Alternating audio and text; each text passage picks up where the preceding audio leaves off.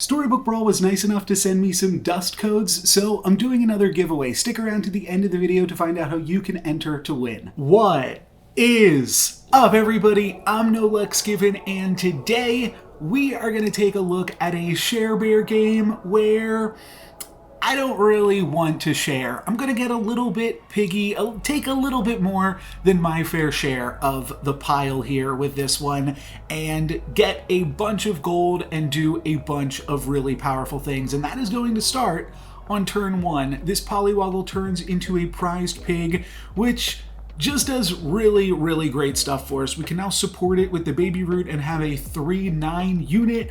That's going to survive, and that is just going to continue to snowball and be super powerful. And you'll notice that I locked onto the other Polywoggle as well. And I think this is an interesting time to talk about high rolling in Storybook Brawl.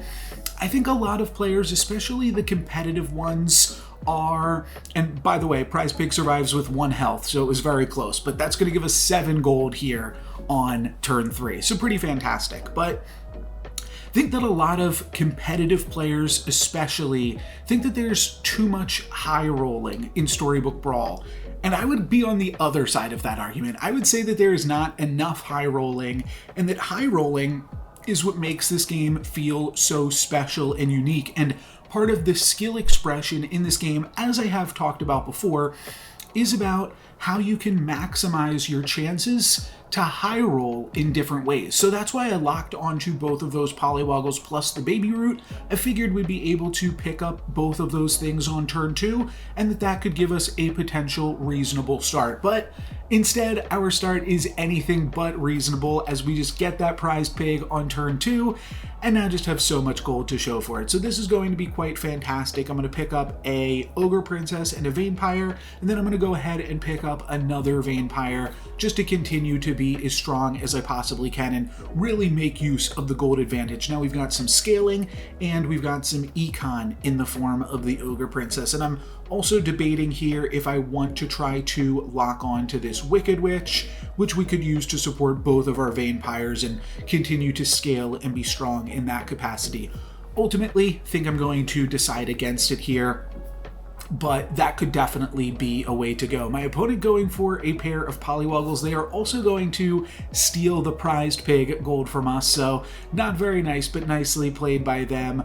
Queen of Hearts seems like a great pickup here, and once I pick up the Queen of Hearts, I'm like, well, I don't really need this ogre princess anymore. Let's True Love's Kiss it. And this is quite the high roll as well, to grab a Nutcracker that's going to build into a tier 3 treasure, and then I roll one more time to find another Queen of Hearts. Really, really fantastic start to the game. I could sell Polywoggle, Tiny, and Prized Pig to pick up this Queen of Hearts right now, though I could also sell the Baby Root instead. Ultimately, I think I like playing this board this turn, and I like the idea of just getting 2 more gold from this prized pig and really milking the pig. I know that I've brought that up before. Can you milk a pig? The jury's still out. We're going to say yes, you can milk a pig, because that is exactly what we're doing in this video.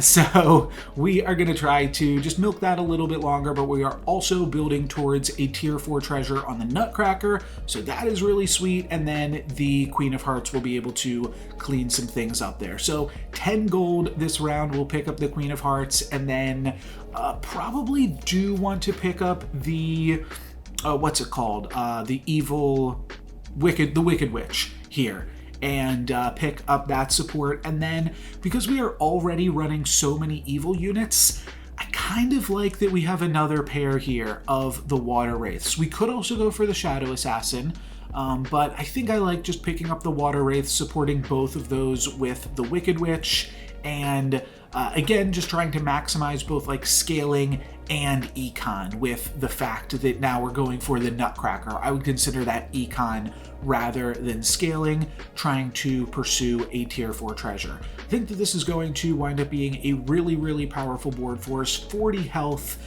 Share Bear is typically a hero that has high health. I even had like really high health in that one 99 game that I posted. I think I made it to level 6 with full health, so you can just do that with Share Bear. Share Bear isn't actually sharing. It's not actually fair trade to say you get a gold and I get a gold and you get a gold and I get a gold. You know, it would be like how a little kid like distributed lollipops or something. So definitely very silly. And then our tier 4 treasures, I mean, we're definitely in the evil route, but Sky Castle is interesting now in that it will triple up on Queen of Hearts. And I don't really love any of these other treasures. So I'm going to take the Sky Castle, pick up the Queen of Hearts triple, and that is going to give me a treasure map, which I could definitely use to make a tier 4 treasure easily enough, but I'm totally fine with a tier 5 treasure too. And again, the support treasure looking kind of interesting, but what I'm thinking is Staff of the Old Toad is pretty cool with the Sky Castle while you are level 4, because then it's going to really increase your chances to find royals. So I roll again, then pick up a Prince Arthur. We can no longer find Romeo, so no real sense in picking up Juliet, but Prince Arthurs are going to be really good, pump our Nutcracker, and then also just incidentally pump our Queen of Hearts as well. But we've got a really, really strong board right now.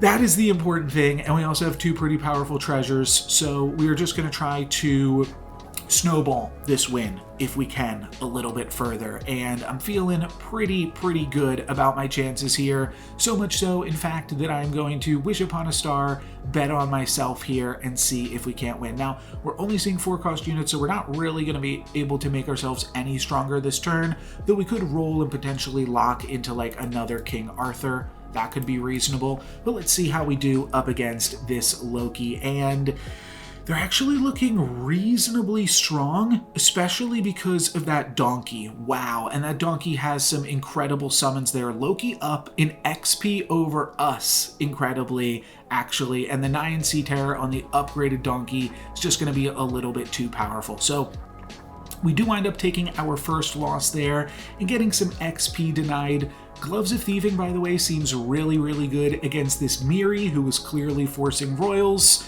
because we've got a Sky Castle. So maybe we can force some royals ourselves, and then I'm going to take another Wish Upon a Star, see if we can't get lucky, and get some bonus XP that we deserve. And looks like they will indeed be playing royals. We're going to wind up stealing a Gingerbread Knight from my opponent, and awkwardly, we're actually going to wind up losing this combat. So we go down to 20, which is fine, all things considered, because we now get to have a bigger Gingerbread Knight, so better 20 than 21, but certainly a little bit awkward. We're just going to pick up another King Arthur before ending our turn here effectively, and next turn we will be on 6.0. So that is what we are needing to prepare for. I'm going to take a spinning gold, so that way we have some extra coin to make use of next turn.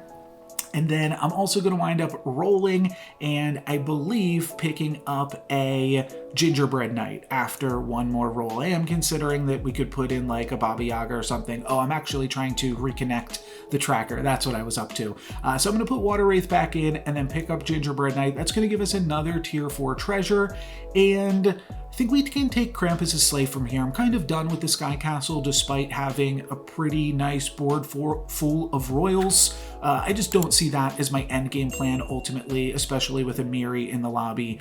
We can find some better things to do, so that is what we are going to go for. And Vampire is going to slay. It does look like we are going to be getting a win here, so I'm eyeing up which of these treasures I would like to take, but the crazy thing is just how much gold we are going to have next turn. We might have 2 gold from skipping the treasure, 3 gold from the spinning gold, and 5 gold from the Krampus' Sleigh. So the only thing that I was thinking about is that if we see a good boy in the shop, I would take the fancy pants, but otherwise I probably want to skip. But the good boy is here, so I am going to take these fancy pants.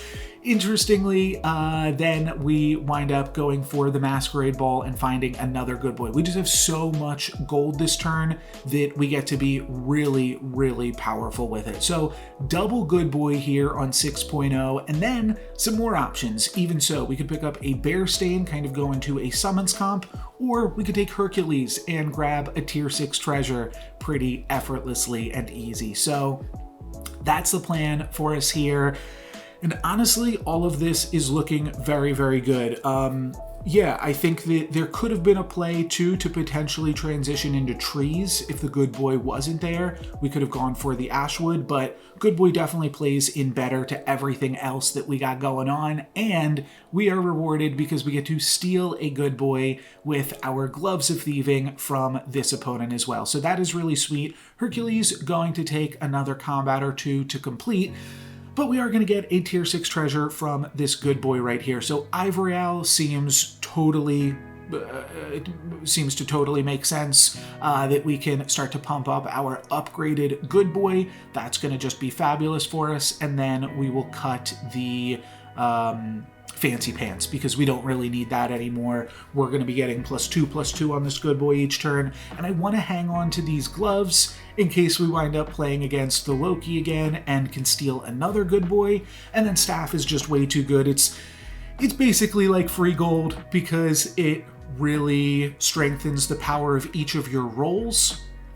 And because of that, we are also able to find a Green Knight, which we can use to pump up the good boy, and another, or not another, but just an Echo Wood, which is going to get a ton of stats from the King Arthur, from the Owls, and then eventually from the good boy as well. So this Echo Wood is going to be absolutely massive, and I think that we are in a pretty good place here against this Miri. We are going to be stealing another Royal from Miri. I'm not sure what we took, but we also took Miri out of the lobby. And important to note, this is 5.2. That Miri has not cast any XP. We have cast a bunch and Loki has cast a bunch, but this is actually 5.2, or this is now 6.0. And I think that's really incredible when you put into perspective. This happens a lot of times in Sharebear lobbies, especially in Sharebear lobbies when somebody is bringing prized pigs around, but the games just end so incredibly quickly and are definitely at a faster pace than some other games, and we are definitely taking advantage of all of this here. I'm just going to cast a Sugar and Spice on the upgraded good boy just to give it a little bit more stats, and then I also pick up the Court Wizard, and I think that this is pretty powerful. We're now going to have a 12/12 good boy that'll give everything +24/+24, which is just enough for, well, it'll be a little bit more than just enough. Herc will go up to 48 because it'll also get the bonus from the Owls, but that's the important thing, is that Herc is now getting to activate, and that'll be just wonderful for us too. And we also kind of dodge that Medusa. The Hercules dodges it, and then it just attacks into the unit that my opponent already pigomorphed. So all of that works out very, very well for me. We're not quite going to get a kill this combat, but we will hit the Horde Dragon for 9, and then we'll also grab a tier 6 treasure.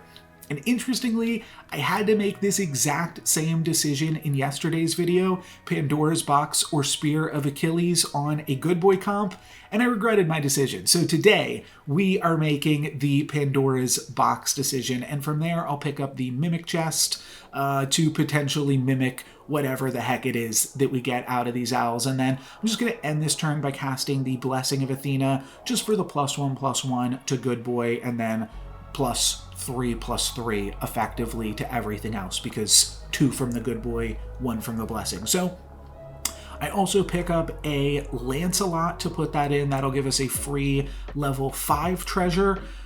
I don't know if that's better than just running King Arthur, because King Arthur would pump up the Echo Wood, but ultimately it's all going to be fine. I don't think it's really going to matter too much. We've put together a real solid comp for this stage of the game, because you have to remember this is currently 6.1, I believe, as far as the natural state of the lobby is concerned. So this is still a really, really powerful board, and going to be more than enough to allow us to get the win here and wrap things up. We won't even see what's inside the Pandora's box. I believe that happened yesterday too, though in yesterday's video I died before cracking open the Pandora's box, but still a really, really good showing for good boy. And I guess a little bit late, we just changed the code word. I kind of made it good because I had all of these good boy videos prepped, but yesterday would have been like the first in these string of good boy videos,